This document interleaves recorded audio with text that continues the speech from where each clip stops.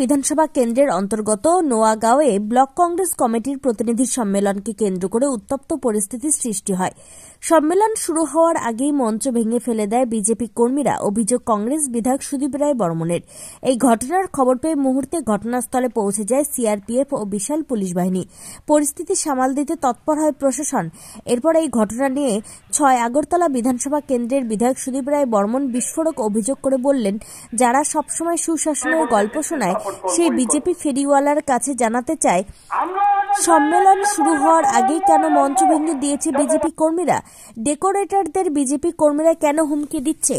Block Congress কমিটির প্রতিনিধি সম্মেলনে চেয়ার টেবিল না দেওয়ার জন্য কংগ্রেসকে এত ভয় বিজেপির? বিজেপি কোনো অনুষ্ঠান করলে তাদেরকে আগাম অনুমতি দিয়ে দেয় প্রশাসন, আর কংগ্রেস দল কোনো অনুষ্ঠান করতে চাইলে প্রশাসন কেন অনুমতি প্রদান করে না? প্রশ্ন কংগ্রেস বিধায়ক সুদীপ রায় বর্মনের।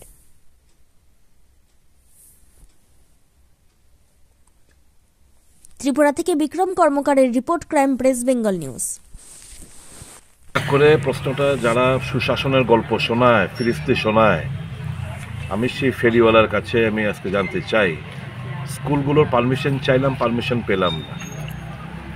আমরা একটা খোলা একটা জোট জায়গার একজনের জায়গার পারমিশন নিয়ে ডেকোরেটর কাজ করে আমরা দেখেছি। ডেকোরেটর তিনটে ডেকোরেটরকে হুমকি দিয়ে তাদেরকে এখান থেকে ভাগিয়ে দেওয়া হয়েছে। তো একটা টেনশন সকালবেলা থেকেই, হবে কি হবে না। আমরা বলি যারা যে কজনই আছে তাদেরকে নিয়ে আমরা ওই জায়গায় খালি আকাশে বসে, রোদ্দুর মধ্যে বসে আমরা করব, মাটিতে বসে করবো, চেয়ারও নেই, কেউ কিছু ভাড়া দিচ্ছে না। ভয় একটা সমস্ত ডেকোরেটরদের বলে হুমকি দিয়েছে যে কোনো কিছু ভাড়া দেবে না। তো তারপরেও আমরা আজকে এখানে করছি। আমাদেরকে এসে বলতো, আমাদের কর্মীদের বলতো, ডেকোরেটরদের একটা হুমকি দিয়ে গেছে যাতে কোনো চেয়ার, শত্রুঞ্জিত মানে কিছু যেন না, মাইকটা কোনো কিছু যেন না দেওয়া হয়। তা সত্ত্বেও আমরা আজ ৬ আগরতলা ব্লক কংগ্রেস কমিটি আমরা আজকে সম্মেলন সংগঠিত করছি। এবং আমি আশা করব যে সুশাসনের যে ফেরিওয়ালা, তার গোচরে এই জিনিসটা আনা হবে এবং যে আগামী দিনগুলো এটা যেন একটা ট্রেডিশন না হয় সেটা সুনিশ্চিত উনি করবেন। অন্যান্য জায়গায় যেন, কারণ স্কুলগুলো আমরা চাইলে পাবো না, শাসক গোষ্ঠী চাইলে পাইবে, এটা মারাত্মক। কেন সেটা হবে?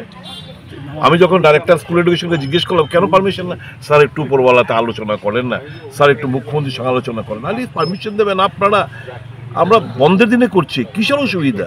কোনো সদুত্তর নেই। কালকে শাসক গোষ্ঠী যে কোনো সংগঠন চাক, তাদেরকে পারমিশন দিয়ে দেওয়া হবে। এটা তো গণতন্ত্রের উপর মারাত্মক আঘাত। যাই হোক, ওরা গণতন্ত্রে বিশ্বাস করে না। এরা পেশি শক্তি এবং অর্থশক্তির উপরেই তাদের বিশ্বাস, মানুষের উপর আস্থা বিশ্বাস নেই।